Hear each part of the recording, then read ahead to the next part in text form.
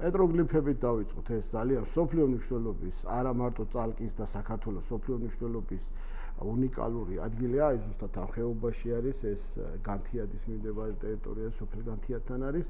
რასაკვირველია, აქვს სტატუსი, მაგრამ არის დაუცველი. ანუ თქვენ რომ მიხვიდეთ ამ პეტროგლიფებთან, ადამიანი როგორც მახსოვს თქვენი სიუჟეტი იყო ამის შესახებ, იქ ნახავთ რომ ძალიან დიდი რაოდენობით არის ეს პეტროგლიფები დაზიანებული, გაფუჭებული. დაუცველია. ასევე შეგვიძლია ვთქვათ სხვა ობიექტებსაც სტატუსი აქვს, მაგრამ ერთია ის სტატუსი, როგორ არის აღსრულებული. თუ მას არ მოყვა, თუნდაც იმ დონეზე, როგორც გვაქვს ჩვენ სხვა ობიექტებზე, მაგალითად სხვა ისტორიულ ძეგლებზე, ტურისტული მარშრუტები, ინფრასტრუქტურა ისე რომ თუნდაც საბილეთო სისტემა თუ არ მოყვა ამას და თუ არ მოხდა მისი უფრო მეტად რეალიზაცია, აი ეს მარტო სტატუსი, რომელიც ფორმალური სტატუსი გამოდის, ამ საქმეს ვერ უშველის.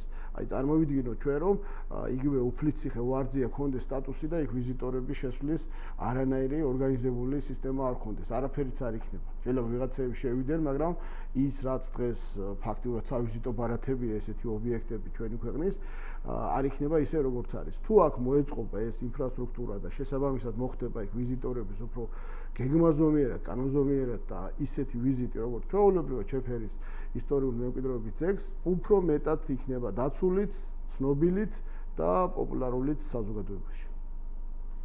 მეგალითები, რომლებიც ძალიან მასშტაბურია, მას შეიძლება ესე ვთქვათ, ადამიანები ნაკლებად აზიანებენ, უფრო ბუნებრივი პირობები აზიანებს. მას აუცილებლად სჭირდება შველა და რაღაც კონსერვაცია. ასევე ჩემი აზრით უფრო მეტი უნდა იყოს ერთ-ერთი სოფლიო მნიშვნელობის ერთ-ერთი თეჯისის მეჰირის მიმართ ინტერესი.